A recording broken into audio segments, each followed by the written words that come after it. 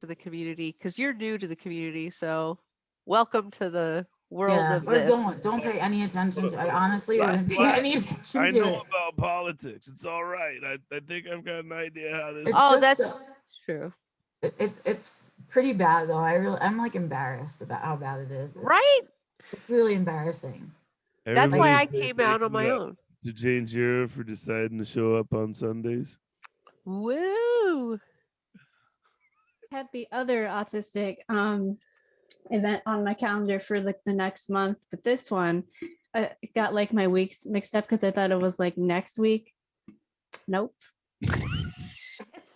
All right. I got nothing.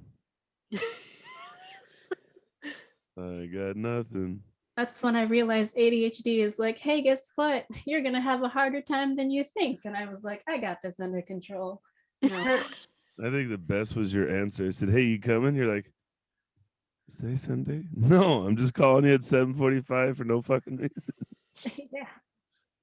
Well, here we go. It's that time. Are you guys ready? Yes. Yay. Not. I'm running enough hours sleep. Yo, yo, yo. How we doing this morning, everybody? How we doing? How we doing? How we doing? How we doing? How we doing? How we doing? How we doing? How we doing? Woo! You're supposed to go woo, Becca. Jesus Christ. What are we Woo! doing? We gotta get rid of this guest already. She's not even got the energy yet. I'm only half awake at this point, so I'm glad I'm even sitting here. Look here, you signed up for this shit, god damn it. Good morning, everybody. Yay! Like Robin Williams. Good morning, Vietnam. Oh fuck. How's everybody doing today? It's your host with the most, the guy with the biggest attitude, the loudest mouth, the mouth of the West Coast, I think. Give it up for Suitman Productions. We're here with Autastic Artist Woo. Yay! 5.5. Applause. I don't have Woo. my sound effects, so I'll just have to improvise. Oh, Oh, Jesus we're Christ. improvising What are you- today. Love it. We're getting rid of Jane Jira after this episode. So if somebody would like to be the co-host of this party, let us know. But give it up for our first co-host today, my old high school friend, owner of Healthy Wings. Give it up for Audra Csack. Yay! Woo! Go, Audra! God damn it. You got two jobs. Be here on time and bring the sound effects. Give it up for the potato chip enthusiast, everybody. Jane Yes, Jane I'm Jira. back. You're Hello. back, yeah, kind of. She's only half here, okay? And then last but not least, I think we've had a great guest every month. This one seems kind of fun already. She hasn't been scared of me yet, which is kind of scary for this show. Everybody's usually scared of me, but oh well, we'll get over it. We'll get over it.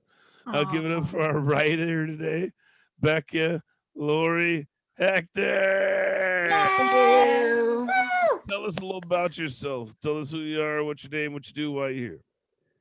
I am a consultant and advocate and author and mentor for autism and neurodiversity. I was diagnosed at the ripe old age of 36. I am now 45. And so I have been at this a long time, something like 9 years. And yeah, I'm out on my own and I'm sort of doing what I really love now, which is helping other adult autistics to sort of make the most out of their life. Ooh. And I just want to say that because of the stat being that anybody over the age of 36 it's like an achievement that you've made it if you're autistic, because honestly, I don't know if you guys know this, but the mortality rate for an autistic person is 36. So we And sit and it's like 36 to 54. That's our range, our life range. yeah, So you top out at 54, which is scary. So I've only got like 9 more years to like make some stuff happen. I know, right? We got a bucket list and we got to get going. So with me being 40 and Becca at 45, we got like shit to do. But big time. There's some time to make up for now. Midlife crisis way over. Does Yeah, this big one time. being 20s. black help because we don't age that well? So does that mean being black and autistic's kind of like regular? I'll live to like 65, or let's get. Maybe you'll get extra. Do the shooting statistics still bring us down though? Because we talked about the black autistic kid who got harassed by the police, but maybe We're only living at 35 and a half. I'm not, oh, fuck. That's I said it. Well, I'm Asian, so I don't age until I'm like 90. So I oh think yeah, you're real lucky. And you have the autism. When people tell us with autism, we age even slower. So you'll probably be carded for life now. I'm gonna look like this forever. I still think my favorite Awesome. thing was hearing Juliana, our first guest, go, I'm female and Asian, so we're all autistic. Oh, we're not good at communicating. We like to do math, and we don't talk to any. That's like every Asian girl in America. So, fuck. You said it, I didn't, right? Or the one that kills me is my good co-host here. We talked about doing the show. We had a Zoom meeting. She goes, "You're autistic, right?" Hey, don't call me that. I've been called the N-word before. I don't know what that one means, but I know I don't like it. Like, come on. So it's been different.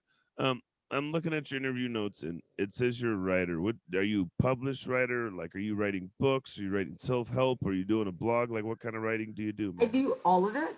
So I haven't done a book of my own yet because I know the reality of books and what you make or don't make off of books. So until someone hands me a contract to write an entire book, I'm not writing an entire book. But I've been a part of a couple of books, one right behind me, Spectrum Women. So I've been in 2 chapters in that.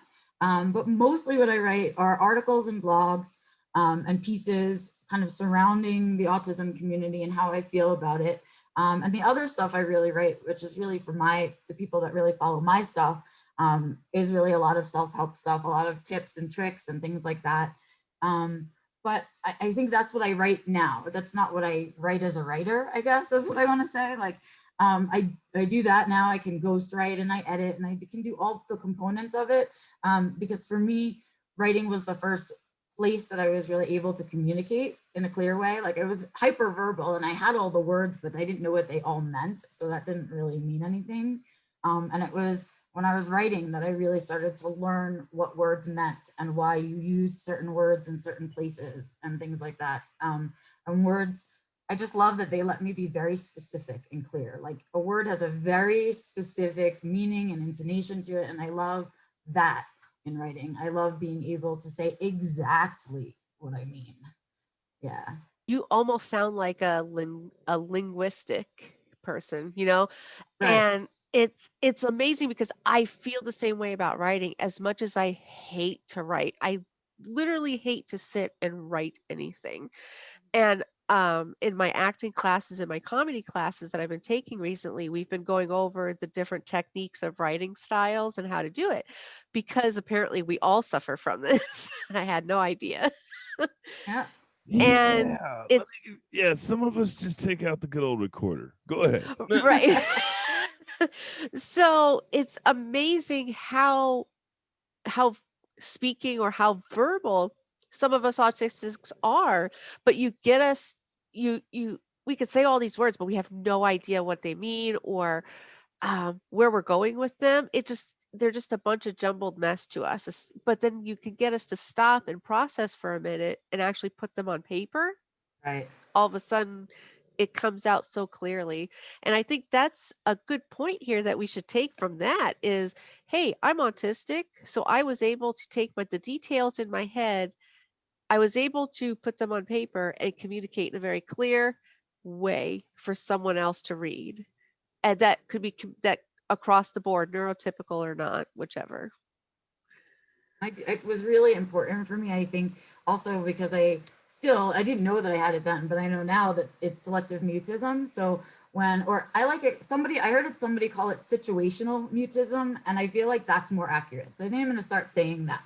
So I have situational mutism, and I didn't understand it as a kid. Of course, you don't understand what's happening to you. And so what I found was that if I went through a situation where I had things to say, but I couldn't say it, that if I came home and I kind of wrote them out, I could sort of give a note to someone, or I could kind of figure out how to get that out.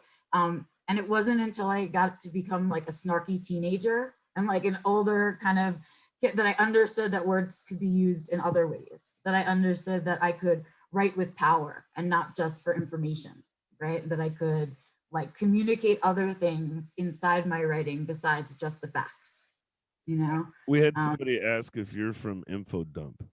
I am, yes. That is my podcast. I do that with Doug Bletcher. We do it twice a month. And we kind of are cataloging for fun everybody's special interests. So we can sort of capture on film everybody's joy, like true autistic joy as it's happening.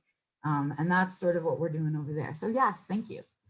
Yay, see? Somebody's got to interact with the crowd. That's my job, I guess. Yeah. I just do kind of leave. everything around here. Fuck. Jesus Christ. I'm slave labor. I know how this works. They're getting the 59% out of me to work harder. I know what's going on here. You're not getting me today. But it's cool you said that because we've got Northern Audi on here and they're talking about how they're far better on paper and text than verbal. I'm the other way around. Actually, I think I'm good at both, but like my debate skills and my verbal Yeah. skills are a lot. Actually, no, they're just as equal. I just don't like to fucking write. So Yeah. No, but it's a preference thing, right? Like I can Yeah. do the speaking, right? And I do speaking engagements, and that's fine. That's like my second choice because I'm hyperverbal, so I can do that too.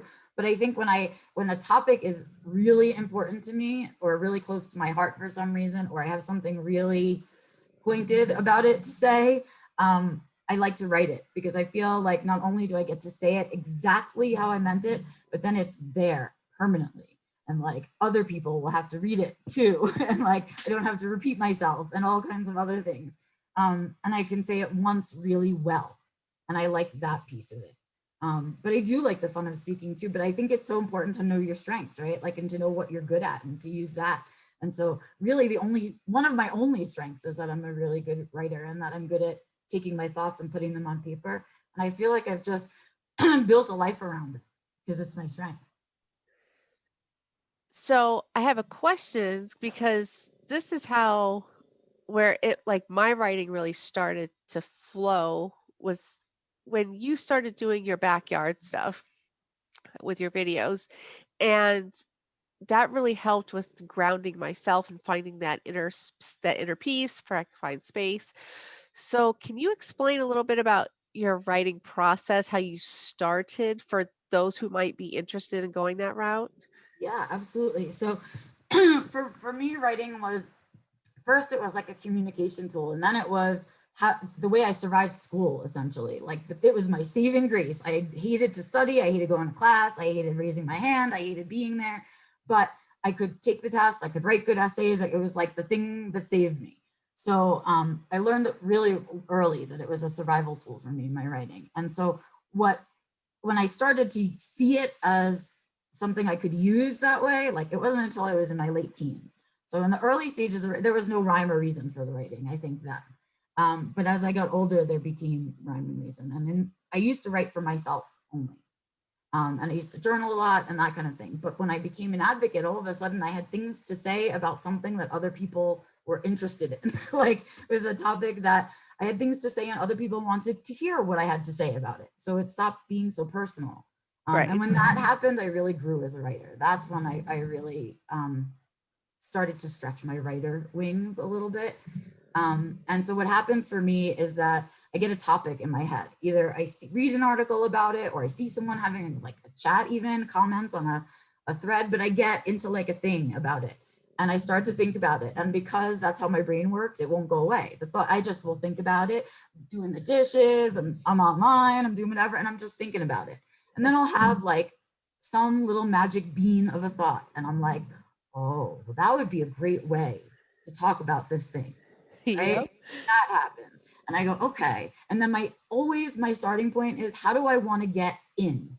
Right? Like your opening paragraph is how I'm going to get you in. How am I going to get you in and get you involved and invested to keep reading? Right? What is the catch? What is the story? What's the hook?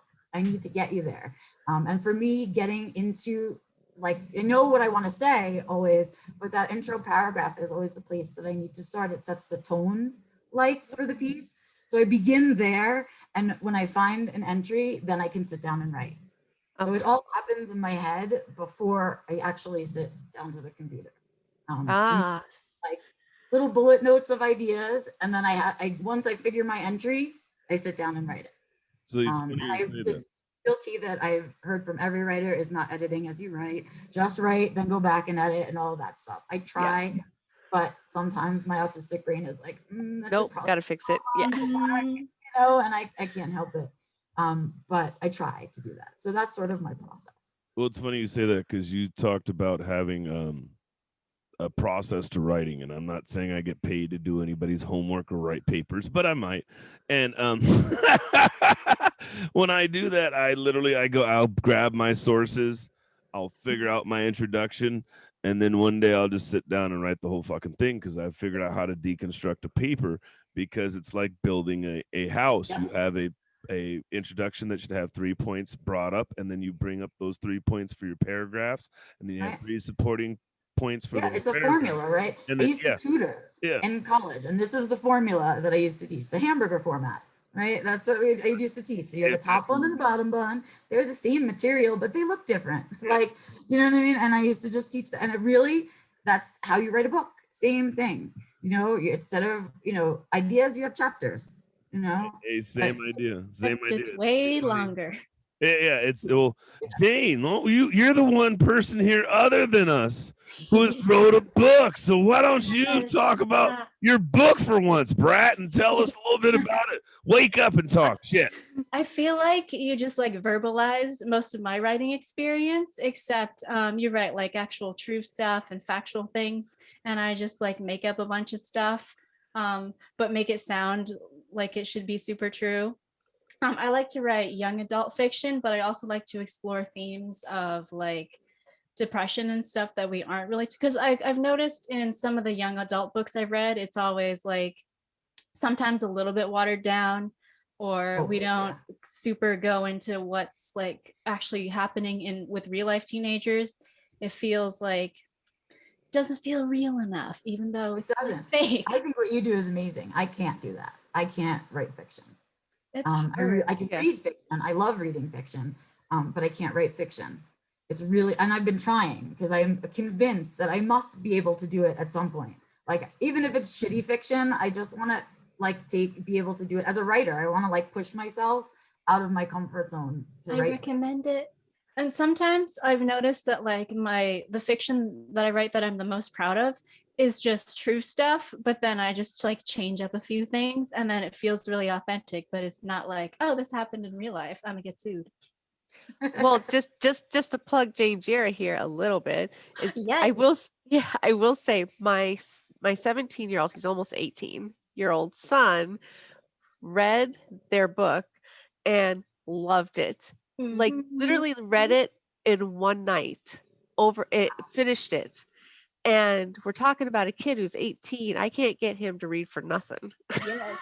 So this was a book that I wrote based on true events, well, half of it. And it's told through the lens of a 17 or 18-year-old boy. And it talks about how he has his own like body issues and depression and stuff. And I'm so annoyed that we don't talk about that in teen boys, because boys are like, boys will be boys and they won't have emotions and they're gonna toxic masculinity and their depression isn't important and blah blah blah. And it's like, that's bullshit. Stop talking I about have me. feelings too. I know he's right here, Jane I'm Jira. right here. We all heard what you fucking said about me. That was unnecessary, right? Fuck. But it's funny you No, say that's what society says about you, but that's not what we say about no, fuck you. Get your part of society. This is your fault too. No, but it's great that you say that, because I think one of the biggest things that I've been trying to notice is that we need I've found I'm the black autistic voice. I don't think there is another one. And right. And so There's only one other person I can think of, but you guys are so by like opposite. I mean, he's a pastor. He's probably quiet. That's the only other. And it's terrible to say that I can actually say that, and we're all shaking our heads. Yes. How messed up is that?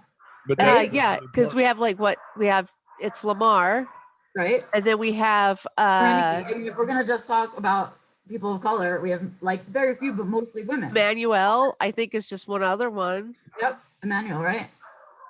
Yep. And I think that's about it. Really sad that we can name it. And what's sad is that when people ask me for people on a panel and stuff like that, that I have to still say to people on a panel, do you have someone who's non-speaking? Do you have people of color? do you have like, I still have to say that. Every time I have to go through, right, Dante?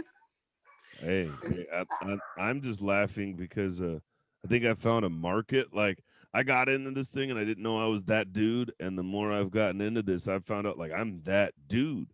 You are And that dude. yeah, and that's the I don't know. For me, it's became a calling in a different sense because the people within the community who meet me, they talk to me for 20 minutes. Go, yeah, you're one of us. It's okay.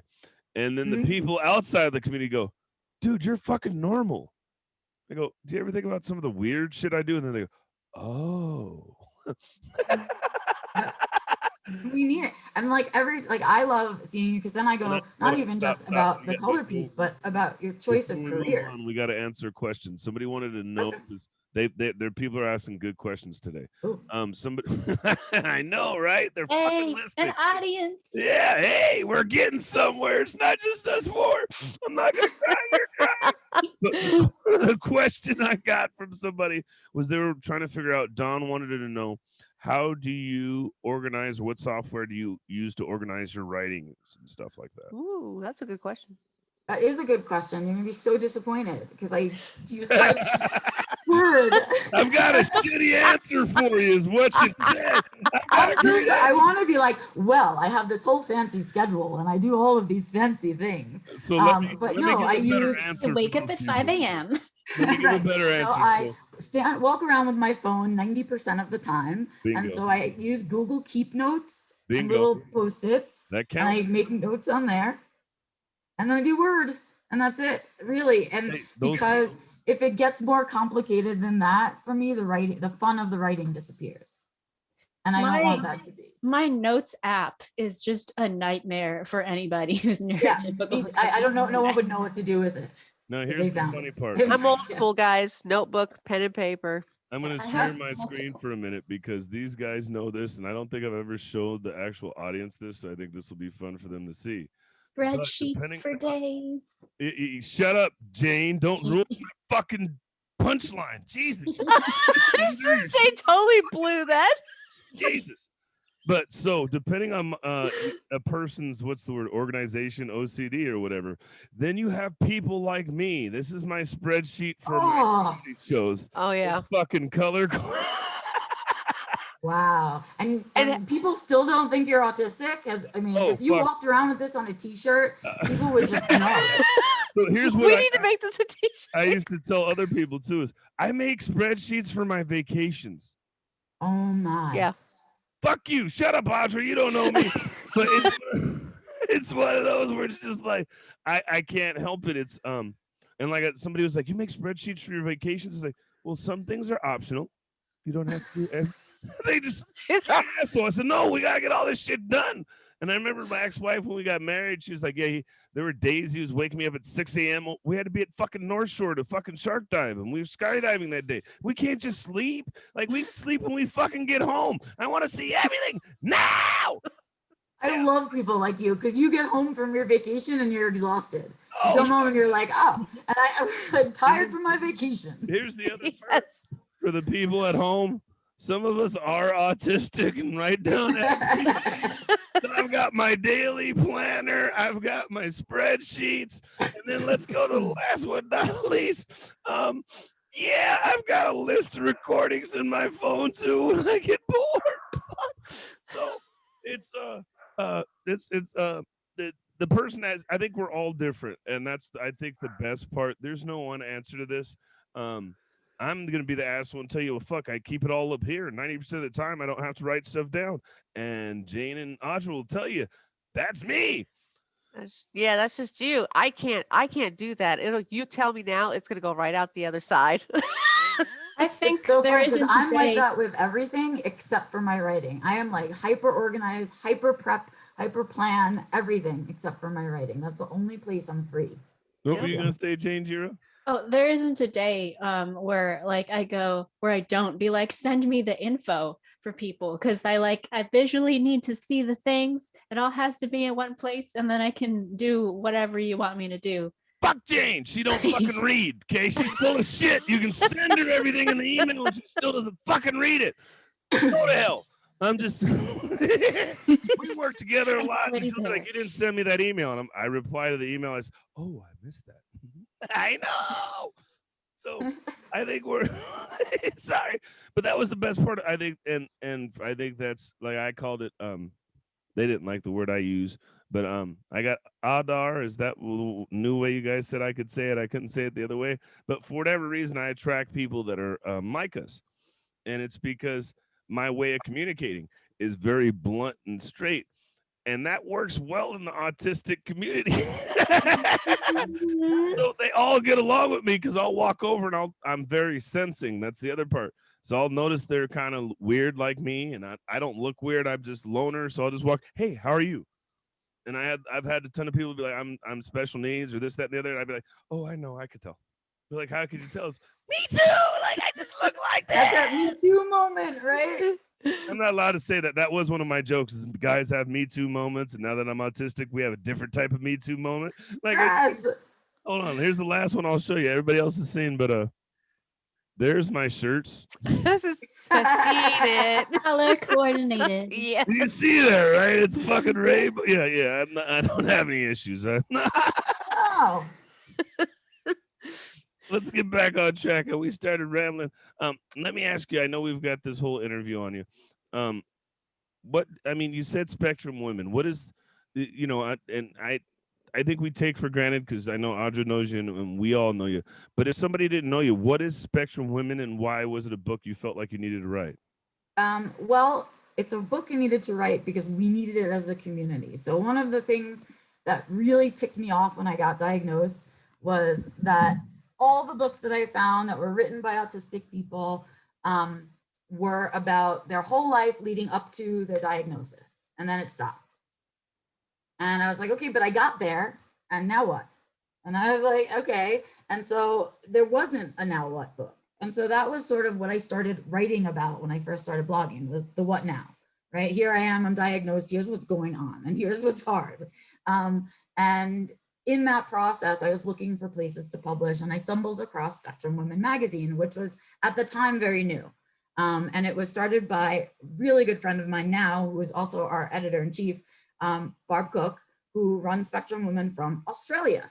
And so I started writing for her in there, and I started to meet my fellow writers, and we were a nice group of people, and we got along, and we sort of saw the world the same way. And a lot of what you'll find when you get diagnosed as a woman is particularly, no matter what woman you talk to, if they were also diagnosed late in life, it doesn't matter where in their life they are now or where they were raised, we all share these like really base experiences. And so there were a lot of aha moments between us as we would talk about editing articles and things like that.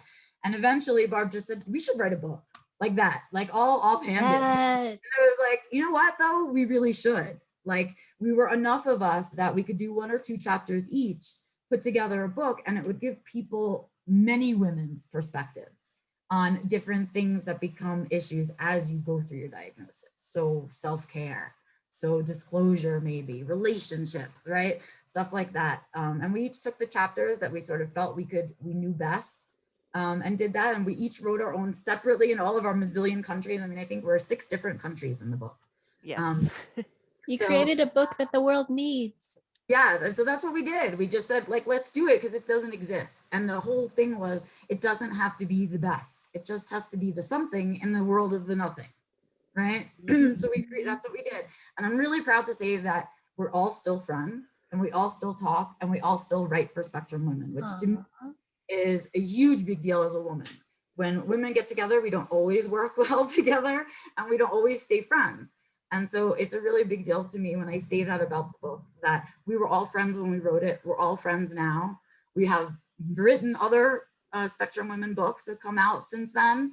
And it's just become this really beautiful place where we kind of collect. We now, of course, address the non-binary parts of our community as well. So that's now part of Spectrum Women magazine. We proudly have Yen Perkis as one of our writers, and so we had to make sure to include non-binary, trans, and all of that within the magazine, though the name hasn't changed.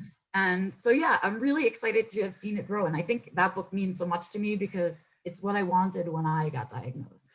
Like I wanted that. Yeah. One of our other guests that was on the show, Jen, wrote a couple of chapters for the book as well.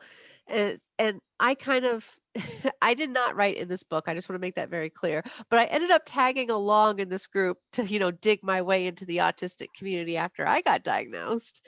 And it really is. It's a fantastic group of people because I am friends with all of you guys as well. I'm in the Facebook group. We really do. We all still chat with each other. We all still communicate and talk. It's amazing how much all of us have grown in the advocate community together. I'm so proud of it though. It's like when I started, there were maybe 4 or 5 advocates that felt like that they had sort of kind of grown up together in advocacy world and come into themselves, and you could see the tight knit closeness that they had from that Yeah. experience. And I feel like if they didn't have that experience, I wouldn't have known to create the experience I create, and thus and forward and so on. And so yeah, it's really amazing when we support each other and we just say, look, we don't have to agree on everything, but like let's make sure the autistic voice gets heard, period. And we do from that space. It's amazing what can happen. Right? So Like can we acknowledge that point right there? No matter what your opinion is, and no matter what you agree upon, we have to come together and be heard on both sides. There's a lot of stigma and there's a lot of division in our communities lately, whether you're a parent or a professional or you're the actual autistic adult. And I come from the perspective of all three since I work in the field as well. And so I just want to make it very clear to everybody that, open space, open heart. We are a safe space, especially in this show. Everyone here has their own opinions, and, everyone's here very well respected. And yeah, so I would love to see more of us coming together, supporting each other I mean, and there love. has to be like I don't know what it doesn't feels like it doesn't service us as a community. All the infighting, to me, it's a giant waste of spoons, which we don't have a lot of to begin with. Yeah. And so I would rather see like us all like I make it my point, and I hoped that I would sort of start, and I feel like I did because there's a lot of people in Newsstand. The whole reason I created Neurodiversity Newsstand, which is a group on Facebook and LinkedIn, if you're on either platform, was because everybody was policing their groups to death, right? There was policing, like you could only have shared opinions in the group. Everyone had to agree with each other in the group, and you couldn't have and then if you didn't agree with them, the whole group would turn around and attack you and then kick you out of the group, right? And that is a really big problem for people who just want to know what the fuck is going on in our community, right? So I created Newsstand. It's literally a newsstand, like drop any shit that's going on in our community in there. Everyone in there wants to know everything that's going on, and we all want to go to one place. What we don't want to do is fight with each other. So everyone's allowed their opinion, but no one's allowed to be rude. And I will kick you out. I've done it. Because the whole point is that it should be like a newspaper, right? It's not about an opinion. It's about this is what's happening on, now make your opinion, right? This is what's going on, read it, don't like it, say your opinion, right? And so we don't have enough of those spaces, to me, where we're not policed about what we can share. Oh, don't promote, or don't troll for clients, or don't this, or don't that. Well, I'm giving a resource. I'm not trolling for clients. They wanted a resource. They asked for help. Here's a resource, right? No, get out of the group, blah, blah. Well, let me comment on that one, because that's where I have a problem with even your group. I've had some stuff censored because I post too much. And people get overwhelmed. I've been told, "Oh, you do too much," and I'm like, "Well, it's not my fault. I have like 3 or 4 shows every weekend. Right. I am Asperger's, and I talk about being deaf and Asperger's and weird and everything I do. And so, like, there's the We Are Creators group that is a bunch of mostly diverse people too, and they started limiting what I could post. And they're like, "Well, you're posting every 3 days. Every 3 days, I'm creating something." Right. It's new and people want to hear it. And we had our shows blocked and removed, and like, that's not, what do you mean it's not new content? I'm producing a comedy show. I'm Suitman. How the fuck is this not new content? And then I thought about it, and not to say right or wrong, and this isn't your fault, but 90% of your members are not me. And so my new push is trying to figure out how to get more conversations about minorities with autism, especially African Americans, because we're not diagnosed. I've had this conversation a ton that we don't get We don't get mental disorders, we get social disorders or behavioral disorders. And so that avoids us getting a proper IEP or government money, because if you have a social disorder, you don't get paid when you're OCD and an asshole. But if you're Asperger's, you do. Right. So, It's true though, right? And like I have to have this conversation I mean, I get interviewed all the time, and inevitably people will say, they'll either ask me, you know, what's it like to be a woman who got diagnosed or whatever, and all of this stuff. But if they ask a diagnosis question, I don't care what the diagnosis question was, my answer is always the same. Like, because they look at, oh, you know, when they ask, like the numbers keep going up and all of this and blah, blah, blah, and we get that conversation. And I just like shout out like, hey, you think these numbers are high? We don't even have half our community counted, right? Mhm. How many people who don't speak English as a first language have not gotten diagnosed? Do you know how many people can't afford to pay out of pocket for a diagnosis? Do you know how many people who would never get a diagnosis because of cultural shame, right? Yes. People that get misdiagnosed. This is Misdiagnosed. a huge number that's not counted. Huge. we talk about this daily. And I think my biggest struggle is trying to get people like, not, I shouldn't say like our last guest, but we had Kayla on here. And she was a great guest, because she talked about some things that we don't talk about. And what I mean by that is she talked about being a victim of domestic violence, victim of abuse, and how her autism made it easier for her to be prey, and all these things that really need to be talked about, right? But then she also said in 2 months she went from not being autistic to getting a diagnosis, and I was like, "Fuck, that's very white of you," right? Because a lot of us don't have that, and so she still hasn't done it. But I'm challenging her to write down the steps she did to get diagnosis. Yes. My thing is, and I remember this is a segue. Audra, like 6 years ago, asked me to come advocate with her. And I didn't know why. I just figured I was the big scary black guy and I was going to make sure she didn't get picked on. I didn't know she knew I was autistic. I didn't know, right? So now I'm over here like, fuck, am I missing out on some money? I need to start sitting with black parents and making sure they're not getting screwed and find. But it's not even just that point. It's that there's so many different, there's so much diversity in our neurodivergent community that there's no way for an encompassing answer. And I think the biggest thing I'm glad to hear is you and Jen both said we want to hear more people, because I asked her, is there anything you want to talk about? And Jen said, yeah, I want to hear from you. I was, huh? She's like, yeah, I just want to hear something black people have to say. And it's like, I'm just new. I don't know what I It want to doesn't matter. See, this is the point. If we all write, whether we're new or old or black or white or whatever, right? It's our voice, and that adds to the voice. So if you think about it, right, and if we want to be heard, our voice has to get louder. That means the more little voices that get added to the collective voice, no matter what they're saying, it means that the world can't walk around and pretend we don't exist, right? We're in their face, right? We're doing things. We're their comedians, we're their writers, we're their CEOs. We are those things already, right? And so if we don't push each other, if I don't say to you, Fonte, you have to write about it.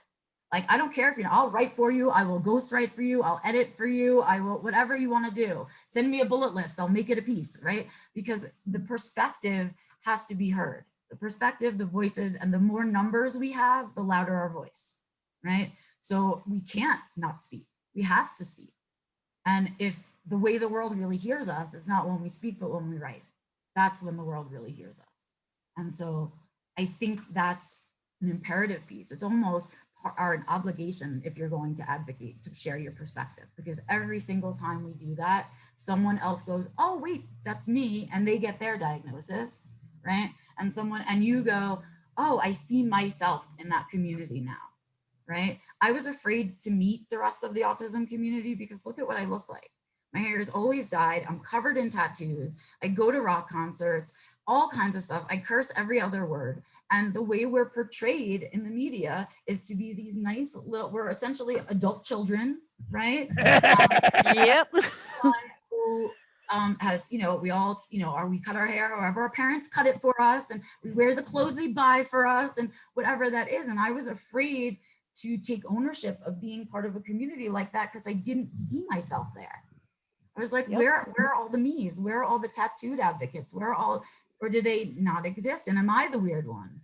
Right. And it was so meaningful to me to begin to meet people like myself. Right. that had a life outside of their autism or before their autism or along with their autism, right? And had other interests and just, you know, weren't these shy adult children that we were being portrayed as. I always say that, all of the people, all of my autistic community, all my friends from there I've met have all impacted me in some way to get me to where I am today. Jen, she was the one who kind of pushed me into this show. And, like I said, just, many different things. And you, Becca, like I said, you and I we've been around together for so long because we lived on Long Island together and we actually met in person. So rare. It's so rare. Yeah, it's rare. um, you actually pushed me to come out. You were the one who got me to say, "Oh, I'm like you." And you were the one I related to. So that's a really important point there because I went, "Oh my gosh, there I am. I can be that person. Oh yeah, hey guys, I'm autistic too." And I was not afraid anymore. I'm honored to have done that for you. I don't. There are people who tell me that all the time, and guys, don't think I have a big head. I live in a void. I do everything into a computer screen, and I don't see people. And so when I hear from other people that I've touched them in some way, it makes me know that I should keep doing what I'm doing. Otherwise, there are days, you guys, I would love to take my computer, sink it in a lake, and walk away. Because there are days when it feels like that, where you feel like you're beating your head against the cement wall. And sometimes that cement wall is your own community. And Yes. it's really painful. That's the hardest part, I think, for me is I'm a foul mouth shit talking motherfucker, and Yep. I've cussed out Audra about the whole autism awareness versus acceptance. Is I don't give Yep. a fuck which one it is. I'm just marketing our fucking show, and and Right. I got very upset. Ask him. I don't want to fucking talk about this no more. I fucking changed it. Got it. Got it. I don't care. And Mhm. it's another part that there's and I think that's where I need to be advocate because for a lot of white autistic people, there's so many issues you have that as a black person, we don't even have time to give a fuck Care. Who about. has time to care about that shit? Is what I want to know. All of you guys that are out there that have the time to give a shit about this stuff, take that energy and go do something. Like even if you have fun. Seriously. Instead of bringing somebody else like me down who's new or doesn't know how to Right? express shit, go help somebody else. Right. Go, or if you're gonna be involved with the new people, like be nice and share information and like that's it. Can we not attack people? If you have all that spare energy, you could send it to me. I know what I could do with it. I'm sure Dwante could find some shit to do with It's it. Dante, by the way. It's Oh, Dante. Dante, sorry. Yeah. So I didn't give you a warning. I didn't give you a pronunciation. We should have warned you. So, like all of us, I'm constantly, if I had more energy to do, but then I have to balance because I also have to take care of myself and I have to take care of my family and I have to take care of my house and all the other grown up things that I have to do. Yeah, adulting. If I'm doing all of that well and in a way that's sustainable and taking care of myself, I have no energy to care whether you call it, except I just call it Autism April because Ooh, that's a good that's it. one. It's Autism April. And that's what I do. And because I don't have the patience or tolerance or care or why. Why does everybody, you have so many better things we could do with April than argue about stuff in front of the world, essentially. That's Right. how I felt. That's what I The want to say. two autistic kids are going to argue about the definition of the month, and now I'm fighting with you, who's in like because Right. my attitude's totally different. I'm still a big black guy. So after so many words, ask them. My response is, "You want to fucking fight?" Like, Right. Where are we going with this? Because that is, right? I wish I could have that response, right? I wish I could give a black man response because I'd love to. you can't. Right? Like, Then they're scared of you. Trust me, it doesn't help. It doesn't help. It doesn't help. That's just my triggered response. Everybody's scared of me. I'm the big black guy, so I don't get to really get that mad. But I get to Trust me, I wasn't scared. I was like, yeah, okay. whatever. That's because you guys know me, Yeah. but it's funny because you talked about some things that we didn't really talk about. Most of our interviews, we ask you about your diagnosis, and we didn't ask you about that yet. But I'm so tired of talking about it, but go ahead. You can I ask. know. no, but we're not. I'm not going to get into it too much. I'll summarize it. But it sounds like me. You've had 15 jobs in 13 years. You were suicidal. You didn't know what was going on. You've got these weird things going on with you, and then you find out you're autistic, and you're like, "Fuck, that makes sense." And now I've got a community, and Yep. there. That was it. No, Essentially, that's it. essentially it. Yeah. But that's what happened with me is instead of me, once you know you're weird or why you're weird or why you don't get along, now it's easier to be weird because you're like, fuck, there's a reason. Right. Not only is there a reason, but now like I just got validated in all my weirdness. You just validated my weirdness. So now I can freely be weird and tell you why I'm weird. And that's it, you know? Yes. And I didn't have that before. So I In couldn't 5 minutes of meeting a new woman, I'm like, yeah, I have Asperger's, I'm high anxiety. And just like you guys getting quiet. right? Well, What does that mean? I'm a Capricorn or whatever. Yeah, I'm a I know, I know. Sagittarius. I like long walks on the beach. I'm Asperger's and high anxiety, and I'm submissive. Anything else you want to know? I'll get this going. Not like BDSM submissive. Hold up. Don't beat me. Don't. None of that. I so went there, but I realized that's next month's show. No, you son of a bitch. But that's One of my the, relationships actually did start kind of like that. well, you got to understand. Jane's the odd one out. She's the one that emails her crush at 11 years old. That was the best. That was the. Look at your face, man. Oh God. I'm like, I can't. I would be like, what? I couldn't even say words out of my mouth to someone I had a crush on. Forget like forming them into sentences. That would never That's happen. me. Feeling was so much easier. I don't hit on women. They hit on me. I go out with no money. I usually don't buy myself drinks. I get bought drinks, and women have to tell me they're hitting on me. If that's not a pretty girl attitude, I don't know what is. Okay, I was gonna say, look at that. Look at the ego on that. Yeah, exactly. It's not that it's ego. I just don't You're have the summer. balls to go up and get rejected. Do you know how that feels to walk across the room? No, I don't want to talk to you. Yes, I do. You know what? You know what? Talk. But I walked. I bet you. Fuck you. And then that's not. Then the Hulk comes out, and then I'm the bad guy, and you're not allowed to do that. Shit. Fuck. Sorry. I digress. I know. Audra. Is it time? Oh, you bitch. Yeah. Dun, dun, dun. Yeah. We don't have our fucking We need sound sound effects. effects. Yeah. I will improvise. Lightning round. So if anybody is new to the show today, so we do something called a lightning round. I like to base it off the show Friends because it's from the 90s and that was one of my favorite shows. So lightning round questions. It consists of about 3 questions that are what I consider neurotypical and about 3 questions what I consider more neurodivergent fun questions. Okay. So what is the best travel destination that you would have if money was no object? Well, this is tough. So one that I've never been to is Norway. I would definitely go to Norway. But then I went to Edinburgh and I had the best time in Edinburgh and I would move there. And so I probably would also want to go there. I think I'd have to like toss a coin between the two of them. I do. I want to go there. I need to visit the UK so bad. You guys wanna go So see many some haunted TV? stuff too to do, like haunted like hikes and haunted bus tours and so much fun. I loved Only it. So half shout out way. to Scotland. Yes. For fuck's sake. For fuck's sake, you're taking the piss out of me. For fuck's sake. So Benny is in the UK and a lot of our comedian friends like Mark and there's another Mark, Dominic, Emma. Colin and Dom- Jamie and Emma, they're all fucking. So I guess They're they're like, all in the UK. you don't even sound British. You sound like a Scottish, and you sound like Jimmy. And I don't fucking know. All you UK people sound alike to me. All right, fuck it. I said it. Yeah, so I thoroughly enjoy talking to them. It's going to definitely Absolutely. be on my bucket list of places to visit. And when you go to Norway, you got to come with me.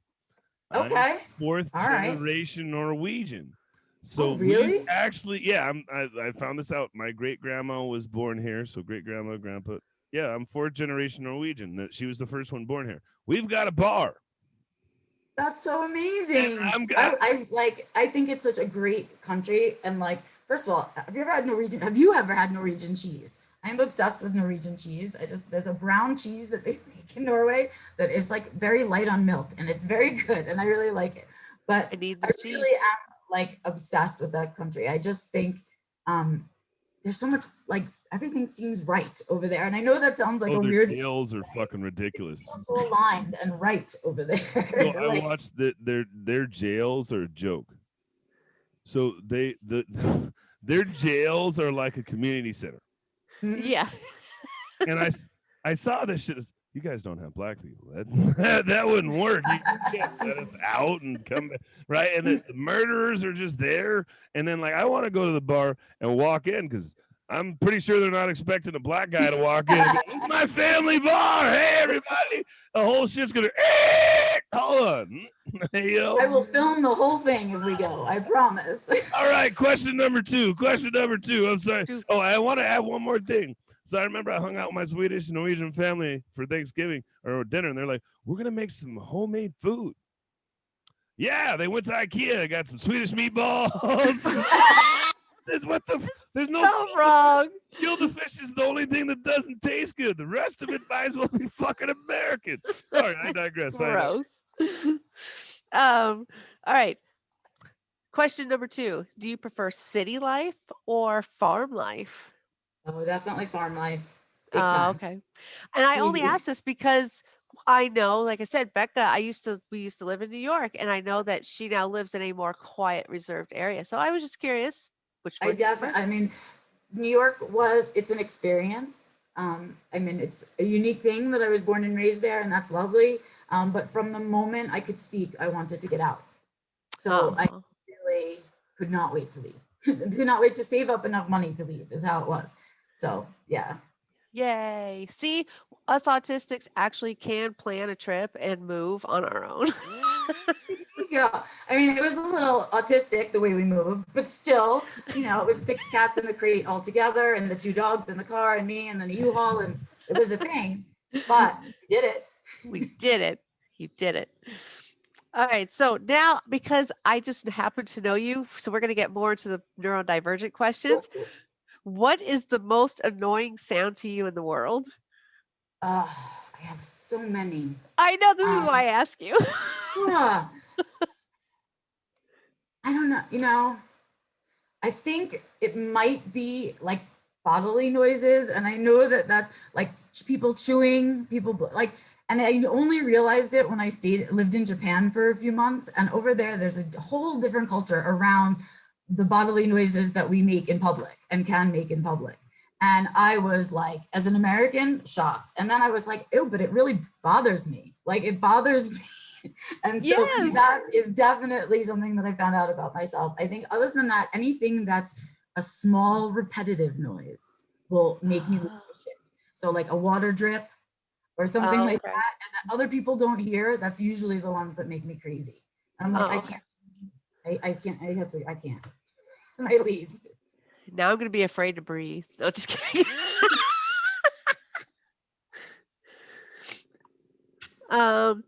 Which cat breed do you identify with? So if you were to be a cat, which breed would it be? I think I'd be a tortie, probably. I'd probably be just like a domestic tortie. My favorite breed of cat is a Maine Coon mix, but I'm nowhere near as nice as Maine Coons are. I'm not that friendly. I'm not that snuggly. I'm none of those things. I'm sort of like, I'm a tortie. So sometimes you can pet me, but only till I say. And sometimes you can do this, but only till I say. And if it's too long, I'll bite you. And that's about it. I love torties. So I have 2 torties myself. Again, this is something Becca and I actually share and have in common with. And yes, love the torties. They're my favorite. And there is such a thing as tortitude. Yes, it is. It's very specific. And of course, our always favorite question, what is your favorite dinosaur? Oh, I used to not be able to choose because it used to be a special interest. So I used to have like 4 of them, but I think the one that I love the most is the Velociraptor, because it's like me, like tall, like little tiny, but really fucking scary. Yeah. And so that would definitely be still my favorite dinosaur. I want to bounce and flap right now because my favorite dinosaur, number 1 is the Velociraptor. Number 2 is the pterodactyl. And I love, because why? That's not a fucking dinosaur. Fuck you.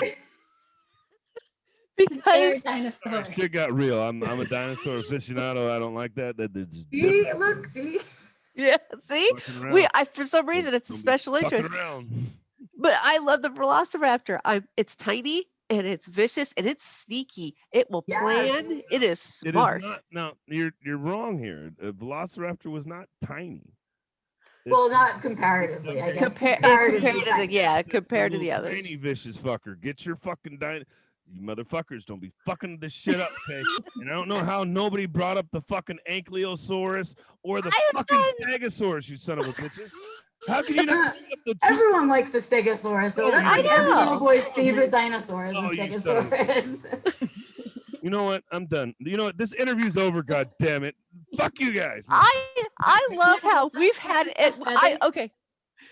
I just want to know, I just want to state that we've had, what, 55 minutes of a conversation talking about very uncomfortable and deep topics, yet we got to the dinosaur questions, and that's when the argument broke That out. was Dante serious. lost his shit. The That's serious my You went to thing. special interest. That's Hey, that's why. what You don't touch a happens. special interest. I'm fixated. I'm like, you motherfuckers, how can you not like fucking Triceratops? And how can you like all these fucking animal killers? Like, there's a little Greenpeace flag, right? Yeah, Sarah, like, what the fuck? I thought you were fucking vegan. How are you liking a meat eater? What the fuck is wrong with you?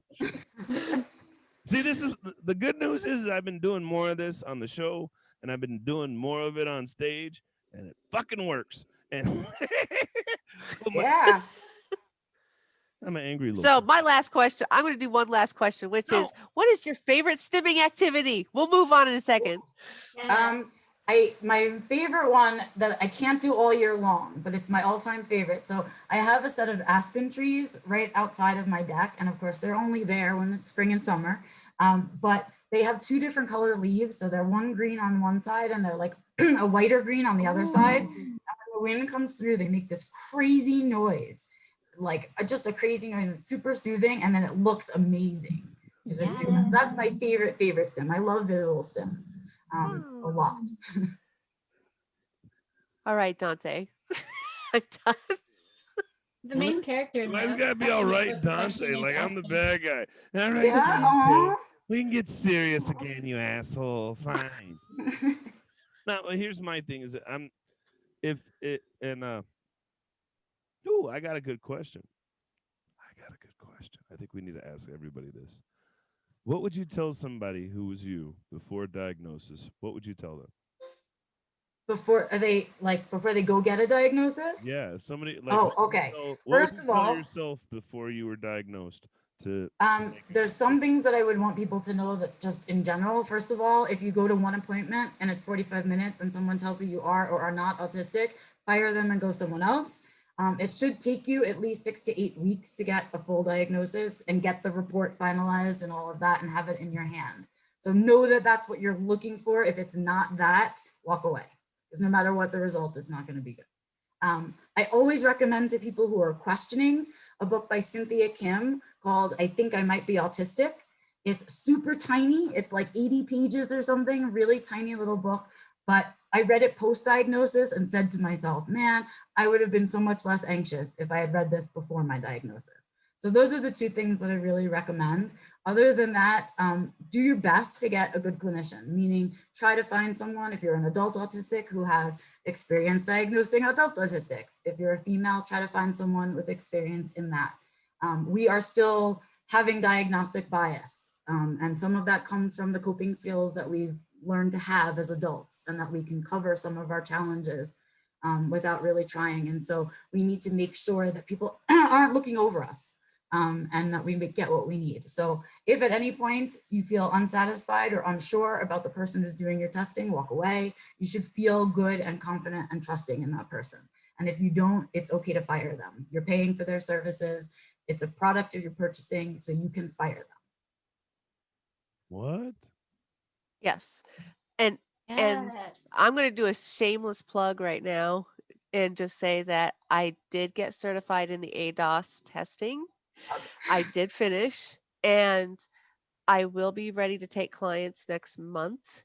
I cannot give the diagnosis, but I can give you the assessment and the tool and the report to take with you to the doctor, to the physician, to get that diagnosis. Well, you're just Now- enabling everybody to be autistic, is what you're saying. You're just. She's taking you to the world. I just and so we talk about the different communities. I tend to serve the low income, marginalized communities. My specialty is with teens, tweens, and everything in between. And while I do identify as cisgender female, I do tend to serve the trans community, the LGBTQ. I definitely am a safe space for that. So anybody out there, again, this is something that I am willing to do now. Congratulations, by the way. I cannot tell you how important it is that we have open and out clinicians and open and out professionals working with other autistics. We are doing so good at that that I now get clients asking specifically for a neurodiverse therapist. And so the more of us that come out and show what we're doing in our professions as autistic people, the more we're opening up the world for other autistic people. So I thank you so much, Audra. I'm really proud of you and I'm excited for you. You're Yay. welcome. I always say, like, I use Dante as the example that, if I was deaf, I would want to learn sign language from a deaf person, right? So why not learn how to be autistic and live in a world from an autistic person? We have to do I so don't much. know ASL, you jerk. Stop using examples.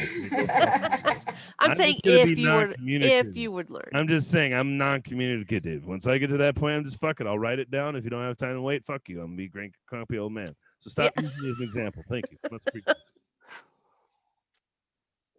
Yeah, so that's all I'm saying is that I would just, or if I use cerebral palsy, if I had cerebral palsy, I'd want to learn from somebody else who had those same accommodations. So, that's what I'm saying. Totally. Yay. No, you said your favorite comedian was Ricky Gervais. Yes. He's garbage. Please explain. Please. He's I will explain. garbage.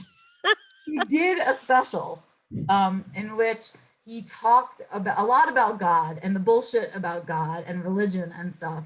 And he did a reading of a children's book that I can still watch over and over again and still pee myself laughing. And it was in that moment that I really fell in love with him. I was like, it was smart comedy, which is something that I really love. And just, he was using his words. I guess that's why I like him. He was using his words to be really specific and really slow and talk about why nothing made sense. And I was like, this is brilliant. I mean, it's brilliant.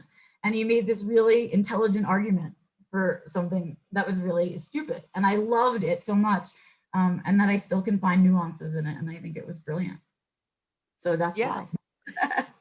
I think that's, I happen to like him as I'm well. gonna say that was a little snarky. That's fine. It's okay. I'm not. You haven't heard Suitman comedy. Maybe he'd be. No, I have not yet. No, you're right. He's pretty intelligent when he writes too. I do like WEP and I like Def Jam and I like Dark Brew as well. You like all my fucking shows. You still haven't seen the Mixed and Misidentified, the What Are You show. Like, come on, don't start that bullshit. Like, we're not doing shameless plugs for Dante. Audra already did the shameless plug for our show, so it's all right. She covered that area. Well, let me ask you if you had, you said you didn't. What are your projects you want people to know about? I know you've got a ton. Yeah. What projects are you working on that are most important to you right now? Right now, the stuff that's most important to me is my course and my seminar series. So I'm designed and created a course for autistic adults. It's a personal development course that used to be called self-help, but like the books like The Secret and the Four Agreements and stuff like that. It's all about kind of how do you take your diagnosis, put it into your life, incorporate it in, and then build a life that feels like your own with that involved in your life. So a lot of us get a diagnosis late in life. It's basically a new identity, and you have to figure out how to kind of make your life work with that. And what does it inform? What choices can you make? And those kind of things. And a lot of us, without the direction of our diagnosis, tend to do a lot of living in supposed to land. Like, I'm supposed to get married, supposed to buy a house, and supposed to have a 9-to-5 job. And none of those things really work for autistic people. So we end up in this like survival mode where we're like white knuckling life and like living for the days we can rest and have a moment for our special interests. And that's not something that you can sustain for any longer. You just described most of my life. we That's go what I was gonna say when I read it. crash. And we have those burnout periods because we're living really something we can't sustain. And so that's what it is. It's about teaching people how to organize their life around that. And I usually have people start on the part of their life that's most uncomfortable. That's usually where we begin, because the skill sets are really transferable to any of your struggles. So if you start and you learn it by doing the one that's the worst, you can do it in other places. Yeah, so it's a 3-unit course, gives you really just the meat of personal development, the skill sets you need, and kind of why we need personal development as autistics, not as neurotypicals, as autistics, and then how to maintain it. Like once you get it and you create this life, how do I keep it going? Now I got And a that's what the question. course is about. I'm sure this is something you try to get paid for, right? But I do, but I also offer scholarships. bingo, So, was just gonna get there. So what's the Yay. website for this? Because even though I posted your book, I found the book and tagged it already and put it in the comments of the show. So what's the website for the self-help, and where's it at, and how do they qualify? my website is Becca Lory, LORY.com. Everything is there. So if you're interested in what I'm doing, it's all there. My live streams, the course, the seminar, my writing, and my social media, it's all there. And my contact page, of course. And then you'll find all of it there under self-defined living. If you're interested in a scholarship and you need one, I'm doing the honor system because I know how hard it is to ask for help. Like the asking is hard enough. You don't need to give me your details and why you, and I just know that you're asking for a scholarship, and if you don't really need it, you're taking it from another autistic who does. And that's kind of how I do it. So you just email me, and then when I'm getting ready to do the course, I ask for sponsors. And so I ask for money back from all of the clinicians that we have been paying for a very long time, and say, we don't have services and supports for your clients. I've created one. Can you please make it available to the 85% of us who are unemployed? And do that. And so I collect money from sponsors. I give them a little, whatever, they get some shares on social media and stuff like that. And a shout out on my website. But that allows me to let the people who need the course most, who are the ones that are struggling with employment and the course could help them, to actually take it. And so I'm happy to be able to do that. If you're interested in the course, I'll be doing it live in September. I just finished a live run, so the recorded version is up for purchase. I offer limited scholarships to the recorded version, more scholarships to the live version. I can put you on a wait list for anything, and note that you need a scholarship. They're first come, first serve. So like as I get them, I give them out. And so you can get on the list so that you're above other people. But I really want it, the point of it is for it to be accessible and available. I mean, I know it's not the cost of what neurotypicals charge for their personal development. They're crazy people, but Yeah. it's for us. It really is. It needs to be a tool that we can use. I didn't create it to go into a void and disappear. Yeah, I've actually taken the course, and it's really great. It actually does help. Again, it's helped further my own personal development. And this is what I love about the autistic community as well, as far as our advocates, is that we've all chosen our own little specialty, of our own little niche of where to go. And we have Barb, who does a lot of like employment services. Yen just does a lot of advocating in general, which is great. And we have and now we have you, who does like the personal development piece, and it's super important, and I like it. Thank you. We deserve to have a life that we like, right? Like we deserve to really enjoy the life that we're living, even if we do it differently. And sometimes we just need the permission from somebody else that it's okay to do it. Yeah. And if that's what I'm providing for somebody, awesome. I just want them to have better. You can have better, and you can create it yourself. I'm not The crying. most wholesome I'm episode. sorry. What'd you say, Jane? This is the most wholesome episode. I'm so inspired right now. There's no crying on this fucking show. Get your shit together, grab your bootstraps, stop being a fucking statistic, and stop feeling sorry for yourself. All right, Maggot? Let's go. 10-4. Oh, sorry.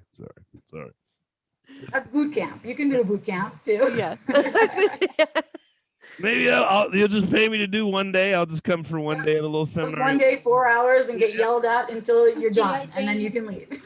Yeah, basically, right? You laugh, and I think somebody brought this up. I know Northern Audi brought up the idea of the cultural differences that we face, and like I guess in UK and stuff, in Malaysia and other countries, I guess even diagnosing the stuff is lower. And then like in the Black community, I think it's the cultural acceptance of it. Nothing's wrong with you, boy. Take your ass to school. Why don't you be quiet? You know what I mean? Like, he's just a little weird. He's fine. Shut up. He don't need to. So it's I guess the biggest thing is we're trying to normalize being different. Yes. And you're Your unique. expectation to go out into the world, you should expect to go out in the world and see people different from you, right? And your workplace should look the same.